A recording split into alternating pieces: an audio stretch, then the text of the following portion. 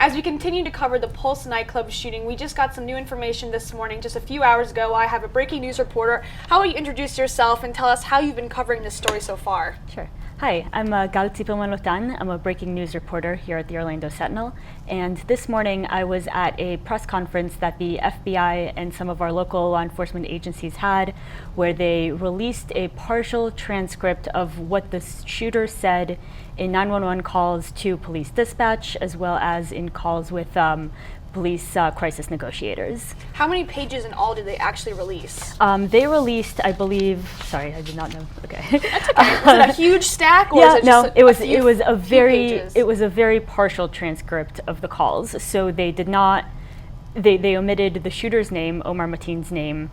They omitted the name of the group he pledged allegiance to, which from earlier conversations with law enforcement and with witnesses and survivors of the attack, we know was ISIS. They said that they omitted these names out of respect for the families, as well as because they do not want to draw any additional attention to, the people who committed these acts. Now, not everyone's agreeing with that decision, though. So Governor Rick Scott had some thoughts on that. What were they? Yeah, Governor Rick Scott released a statement today calling on U.S. Attorney Loretta Lynch to release the full information that's available in the investigation right now, saying that, in order for the investigation to move forward, in order for families to get closure, all the information that we know should be made public at this time. And the FBI did say ISIS may have been involved, or at least was involved in his wording on the phone, but then they're not saying it again. Do you think that's odd that they would say it in the beginning and then kind of redact it later? Yeah, I don't know. Yeah, I'm not sure. It happens sometimes. Yeah. It's not like a unique case. Right, yeah. Interesting. Okay. So what else did we learn? What did he talk to police negotiators about? Do we have any of that information? Yes. So we don't have the full transcript of his conversations with the crisis negotiator. We know that there were 3 conversations, 2:48 a.m., so just a little less than an hour after the shooting began. Okay. Yeah, he spoke with the negotiator for 9 minutes. 3:03, they spoke for 16 minutes, and then 3:24, they spoke for 3 minutes. Interesting. Okay. Yeah, at 2:35, going a little bit earlier, when he first called 911, he said he said some words in Arabic, in the name of God the Merciful, the Beneficial, praise be to God, and then he said in English, I let you know I'm in Orlando and I did the shootings. And he never said he was at Pulse nightclub. He only said in Orlando. No, times. the dispatcher asked him where in Orlando, and all he said was in Orlando. So he didn't mention, at least in the partial transcripts that we have, which again is not the full call. He just said he was in Orlando. He didn't mention the name of the club or the location or anything like that. Now, he made that 911 call, but the police negotiators called him?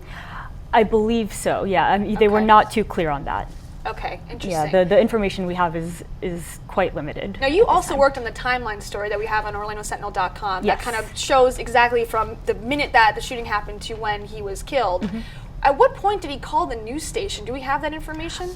Yes, but I don't have it in front of me right now. Okay, it's on OrlandoSentinel.com/Pulse timeline. Now, was that part of the press conference this morning? Did they bring that up at all? No, they did not mention. We know that somebody called the News 13, one of our local news stations here, and said that they are the shooter. We don't know exactly whether that's been verified at this time. Yeah. Gotcha. Interesting. Okay, so what else do we know? What have we learned today? So it's a week and a day later after the shooting. What did we learn from last week that we did not know, like that we know now? So we have more exact times for some of the things that we were not sure, that we knew happened at some point during the night, but did not exactly know when. Okay. We knew that at some point, Orlando police officers pulled an air conditioning unit out of a window in a dressing room on the north side of the building and rescued a few people who were trapped in there. We now know that was 4:21 a.m., which does jive with what we learned from scanner reports last week, saying 8 people were coming out of the club at that, more or less that exact time. Okay. We know that Orlando Police Chief John Mina has defended his officers and their conduct. There were some questions, he said, aimed at him through both the press and the public, people sending emails to the department and things like that, asking, why it took 3 hours from the initial account of the shooting to the time when the shooter was killed by Orlando police officers. And he defended their actions. He said that really these things take time. It takes time to prepare them, to make sure you're being safe and doing it properly. And said it's unclear at this point whether anybody inside the club was injured or killed by police action. Yeah, right. We just have no idea at this point. But he did say we will have that information at some point. At some point in the future. It may, unfortunately, because of the way forensic investigations work, and they'll have to analyze every bullet and things like that, these things might take a very long time. Sure. But Mina did say today, these killings are on the suspect and the suspect alone in my mind. So that's sort of. So even if a law enforcement gun or a bullet was used to kill, a victim, it's still the responsibility of Omar Mateen, not his law enforcement staff. That's what John Mina was saying. Yes. Okay. We also heard today that Omar Mateen's body was released. What can you tell us about that? So the medical examiners say that they have released the body of the shooter.